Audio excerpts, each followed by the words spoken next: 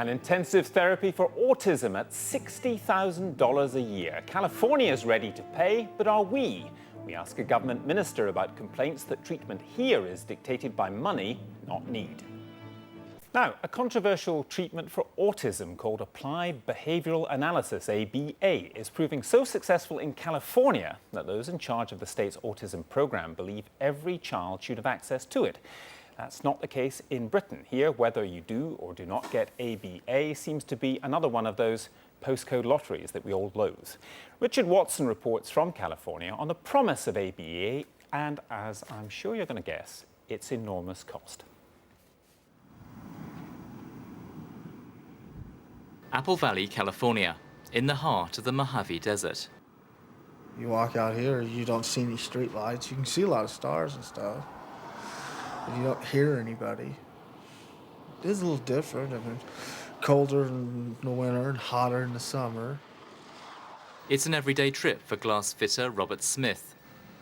I put glass in anything that moves and just about anywhere you see it. I mean, from like mirrors, shower doors, storefronts, cars. I've yet to do an airplane, but I have done a train. But his journey over the past 30 years has been something of a miracle. At the age of 2, he was diagnosed with severe autism. Hi, Bobby. Hi, how are you? You come here? This is Robert, age 3. He refuses to make eye contact, a key sign of autism. Come here, Bobby. Come here. He appears cut off from the outside world. Bobby. He's preoccupied with repetitive play, characteristic of autistic children, and he has no speech. This is the first time mother and son have seen these images of themselves. It's pretty crazy. But we made it.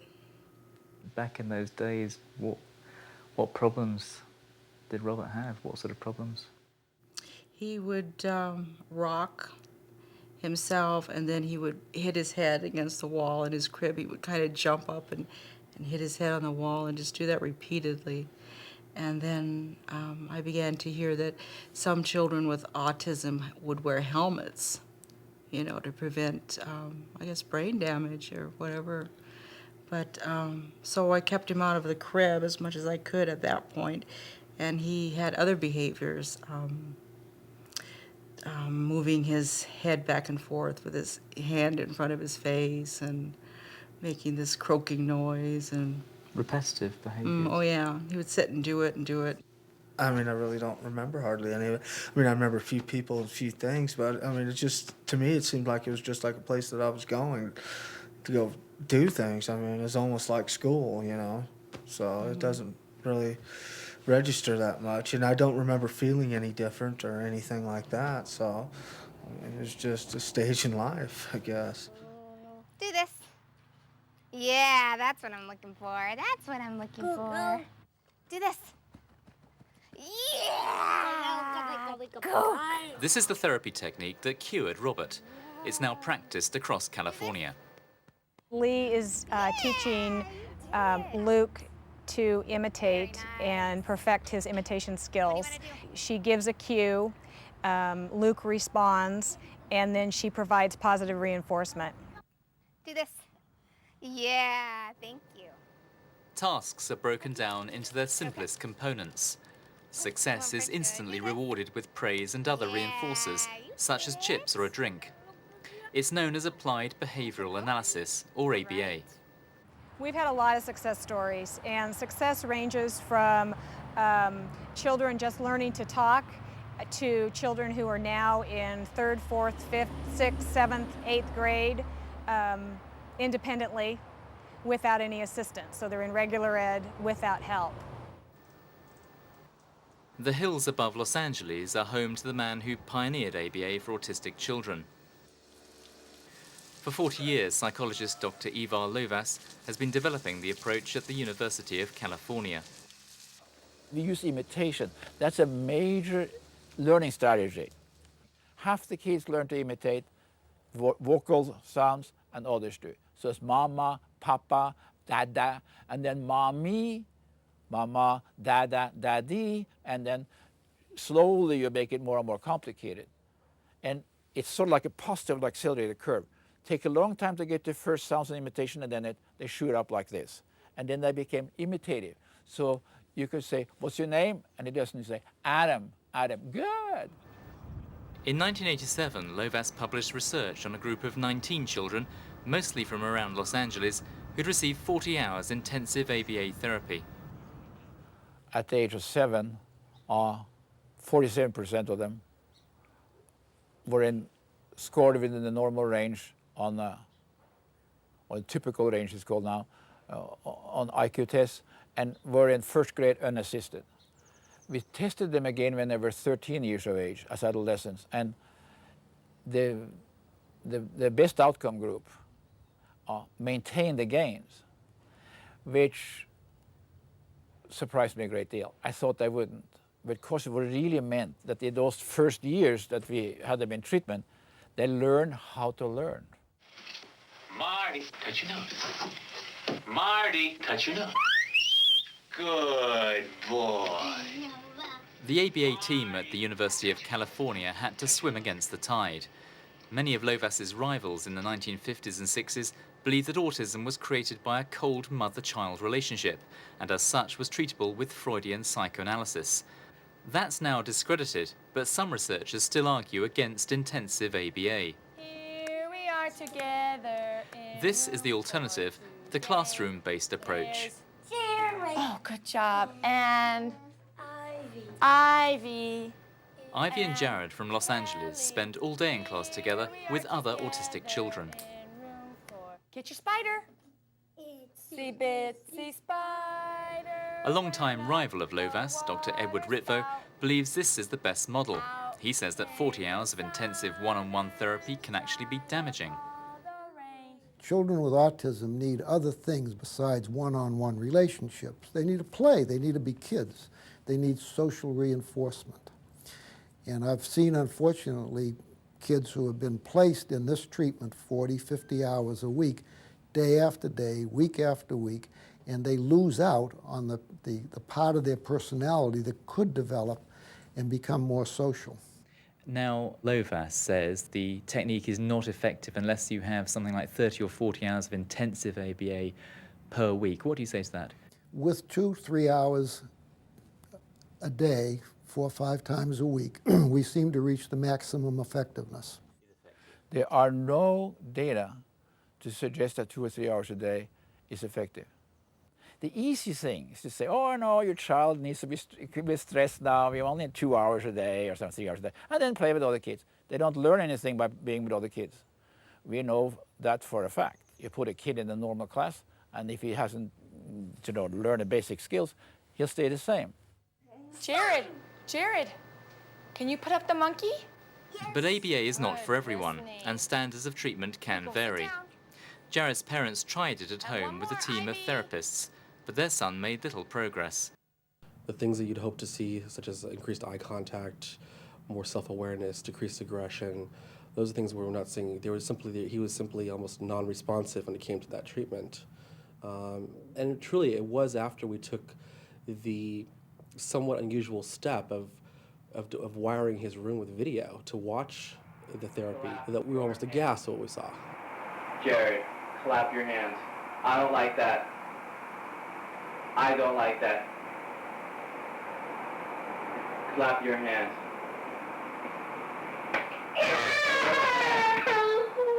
Jared cries as he fails and fails again to comply. Lovaas's own data shows that a minority of children don't respond even to the best ABA, and much depends on the quality of the therapy. Stand up. You need to listen. Stand up. When I say stand up, you stand up. Dr. Lovaas acknowledges that the majority of therapists fall short of his standards, and his critics argue that ABA is overused and overhyped. Clap your hands. Despite all the controversies surrounding ABA, there is a growing body of evidence here in California that early intervention does actually work if it's intensive and early enough. But beyond the academic debate, the crucial question is what the state believes is the best way forward. Well, I've come to the state capital of Sacramento to meet the man in charge of the $1.8 billion budget for autism. California's Department of Developmental Services enjoys a big budget for disabilities guaranteed under state law. The state's most senior psychologist says that he's ready to embrace a radical new policy on ABA. ABA definitely works. It probably has more science behind it than any other approach. I think every child should be given the opportunity to find out whether or not that child can respond to ABA. Now, some children... Now, that's significant. That's a big financial resource. It is, but we're looking at a lifetime of developmental problems if the child does not receive it. The situation in California is very different from in Britain. Here, state politicians seem willing to back ABA despite the huge costs. And the costs will be vast because here there's an epidemic of autism. The numbers being diagnosed are up around 300% over the last decade. The crucial question is why? According to an official Californian study, the number of new autism cases diagnosed throughout the 1970s was consistently between 200 and 300 each year. But then the numbers began to climb sharply and continue to climb throughout the 1980s, to a point where today more than 3,000 cases a year are being diagnosed. There are only two possible reasons for this. Either some unknown environmental trigger is creating a real increase, or the rising numbers are a byproduct of better diagnosis.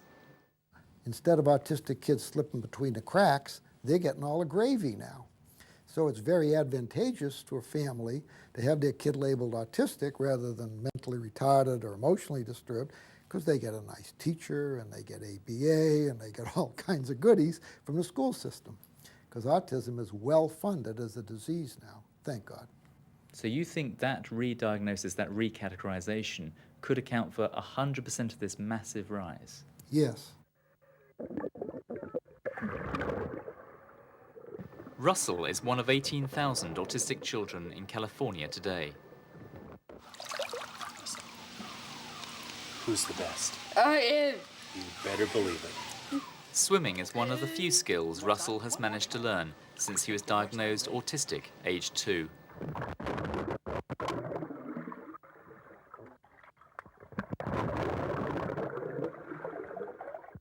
You experience clearly a feeling of death and remorse in your family when you see someone that you love more than life itself disappear before your eyes. Like many parents, Rick Rollins is convinced that Russell was damaged by a series of vaccinations. He strongly rejects the idea that the epidemic of autism can be entirely explained by poor diagnosis in the past, because he says numbers have continued to rise even over the past few years. Missing a child with the most severe cases of autism is like missing a train wreck. And for us to now think that somehow we have better identified a child who can't talk, who has repetitive behavior, who makes no eye contact, who is self-involved and in many cases self-abusive, just defies logic. Is it credible that such a massive rise in numbers can be put down solely to changing diagnostic practice? I don't think it can. I think we would be foolish to attribute that rise simply to one single factor. I think it's a combination of factors, and if we're intelligent, and I think we are doing this the intelligent way, we're looking at all of those issues. If it is determined that an environmental link is there, we're going to see a lot more of this before we can correct that, because we have been contributing things to the environment for many, many years, and I don't know that we could clean that up. You did, you threw it. A 10-year epidemiological study into possible links between autism and environmental pollutants, drugs, food additives, and vaccinations is now underway. Meanwhile, the caseload continues to swell, and with ABA, the treatment of choice, costing $50,000 per child per year, the budget for special needs is already stretched. If the child was not treated, then the child would be in an institutional setting in a protected care for at least 40 years or maybe 50 years. The normal life expectancy these individuals have, just like the rest of us, of 65 to 70 years. And that costs the state an average of $30,000 a year. And you multiply that with 50, and you're coming into millions of dollars. Back in the Mojave Desert, Robert Smith prepares for the night shift. He was one of 9 children to completely overcome their autism in Dr. Lovaas' 1970s research study. Now he makes $50,000 a year as a glazier, the same as a year's worth of ABA. Now California is ready to back ABA for every autistic child, at least for a trial. The hope is that many more like Robert will recover.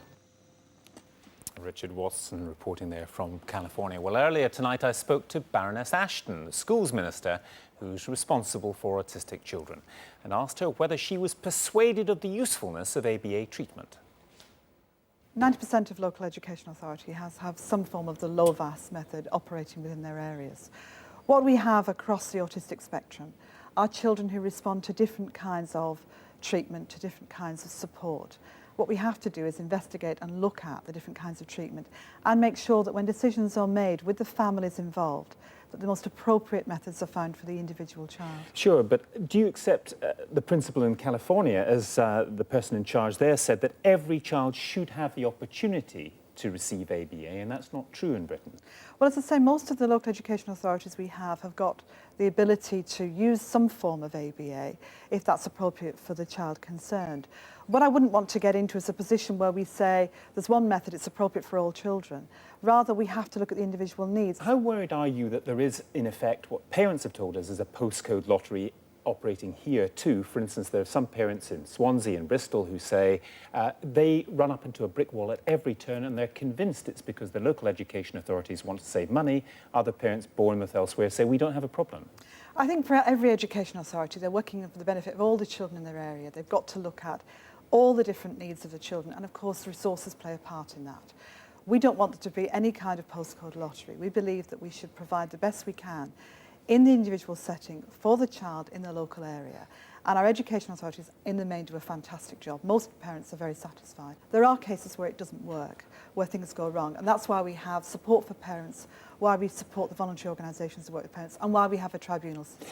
The tribunals, as I understand it, gone up more than 200% the cases from parents who were annoyed at some part of the system, and 90% of them find in favour of the parents, which suggests that the early response, which your guidelines want, your guidelines say early response should enable early identification of need and timely intervention. It's not working because the parents are having to go through the tribunal system to get that response. One of the issues about children who are autistic is that we think it's about the age of 5 that children are generally identified, and that's to do with a whole series of factors. I'm a passionate advocate of the earliest possible identification for children to get the support in place so they get the best chance. There's no question that's what we should do. It's not that simple quite often for a number of our children, and we've got to do more to do some work on that. It's also about making sure that we have a system where parents feel that when they get to the tribunal that they have a real say. And if tribunals are finding in favour of parents, in a sense it's a good thing, just as it's a good thing that they're finding in favour of education authorities too. It's meant to be a system that takes a good, hard, independent look at something that's quite difficult to work out in a locality. So the tribunal system's important. It's important that parents feel that they're working with their education authorities, and we know it's not perfect. You conceded that money obviously is a factor within the LEAs. I mean, we've heard from some parents that they have been told if we grant this, if we give ABA to your child, it could potentially open the floodgates. It could be too expensive. Huge costs, $50,000 a year. Well, the costs of ABA, I think, vary between about $7,000 and $20,000, depending on the system. It depends on what's being provided locally. It depends on how it's been done and who's providing it. All those factors play a part. I don't want education authorities obviously to be saying it's about opening the floodgates. I think it's about trying to make sensible decisions. And what we're looking at is developing a system that provides the best we can for many of the children who are on the autistic spectrum. That will be in a mainstream setting, in an ordinary school, where they can get the support. A lot of parents want that. A lot of parents have found that works. For some children, it would not work. Special schools are definitely the answer for them.